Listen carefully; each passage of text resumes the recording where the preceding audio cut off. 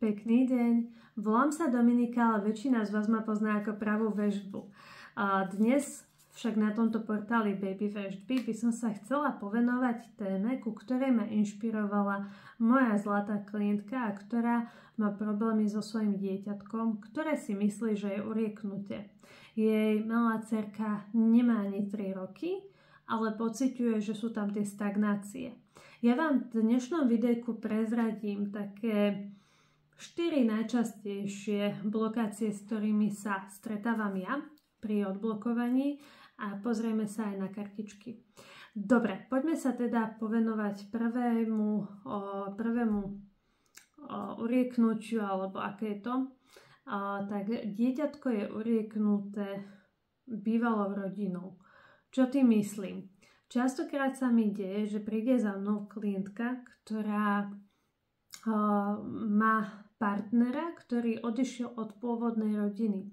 Čo to znamená? Buď podviedli spolu a majú teraz potomka a nepraje im jeho bývalá manželka, partnerka, poprípade jej deti, jej rodina.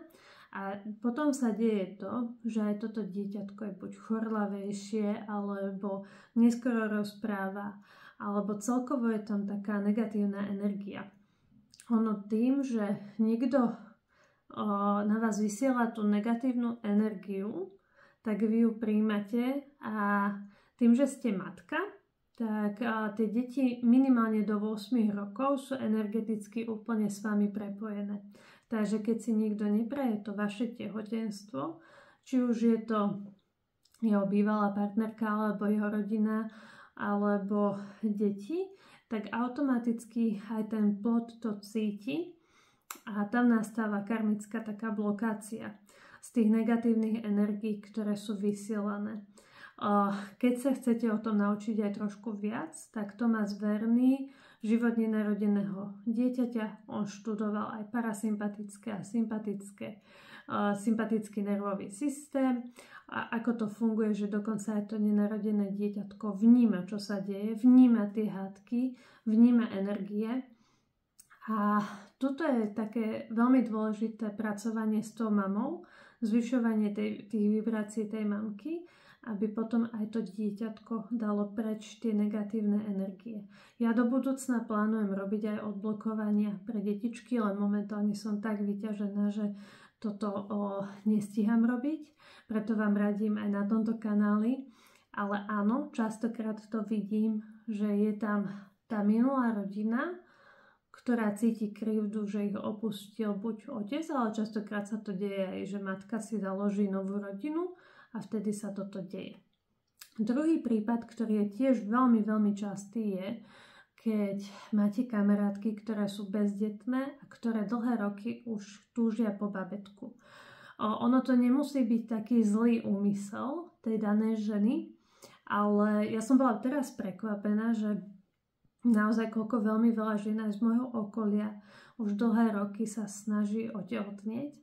A ono, tá silná túžba tej vašej kamarátky, ktorá chodí na umelé oplodnenia, nedarí sa jej a zrazu vidí, že vy máte to babetko, vám sa darí, vy máte tú šťastnú rodinu, môže zasahovať do tých vašich vibrácií tým, že vám dáva, aj keď nevedomky, negatívnu energiu, také tie svoje obavy, pochybnosti.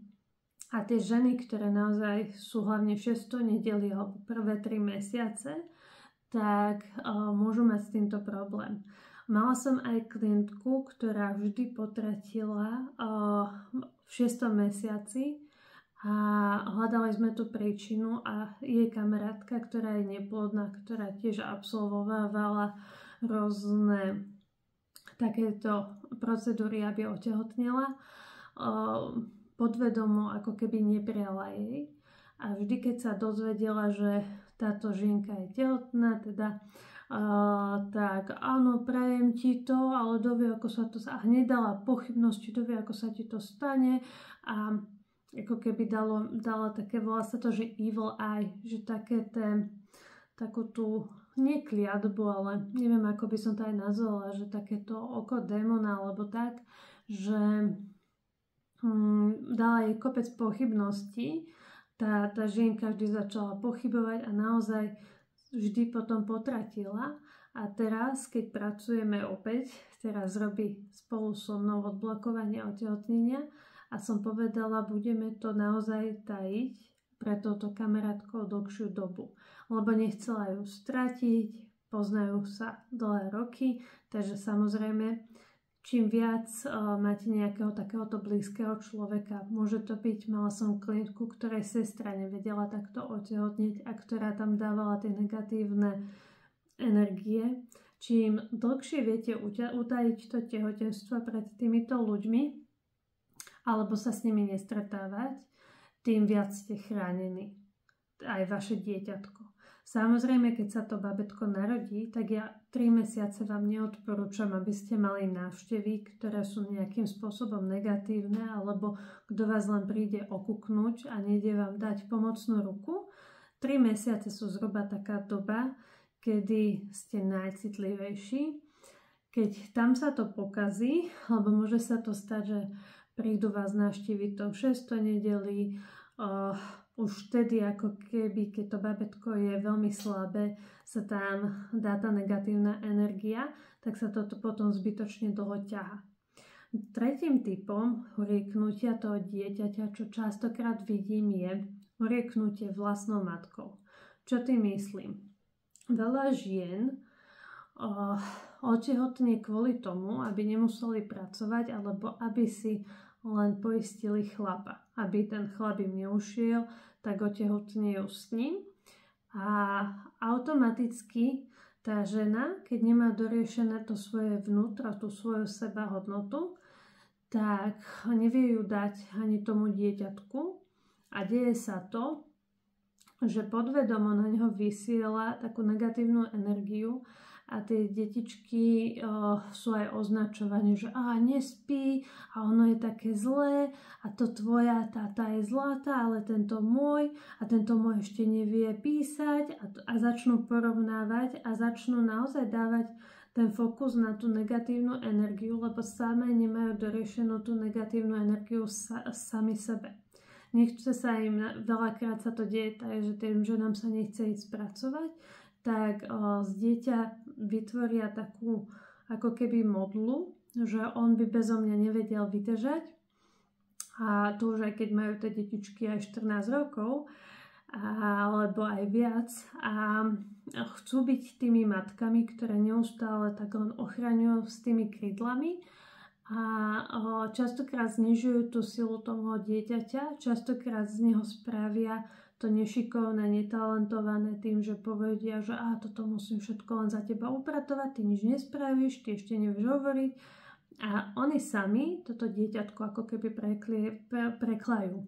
Takže na toto sa veľmi treba sústrediť, keď vy nemáte doriešené tie svoje pôvodné blokácie, svoje pôvodné traumy, keď je tam strach a neistota z tej budúcnosti, lebo potom je tam taká tá fixácia na to dieťa a vy keď budete robiť z toho dieťaťa ako keby niečo neschopné alebo niečo uplakané, niečo postihnuté, tak naozaj tým, že to prepojenie je tam minimálne 8 rokov, tak tým tie deti sú naozaj potom také veľmi zablokované, hoci sú šikovné, inteligentné, a ostatní ľudia majú úplne iný dojem z tých detí.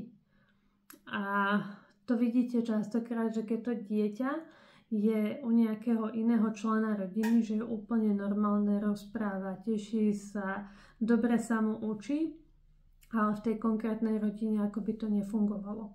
A štvrtý typ takého toho prekliatia alebo urieknutia je taká tá karma, že detičky sa narodia s tým, že v minulých životoch niečo buď vykonali, alebo niečo sa tu chcú naučiť a majú tu nejaké tie prekážky.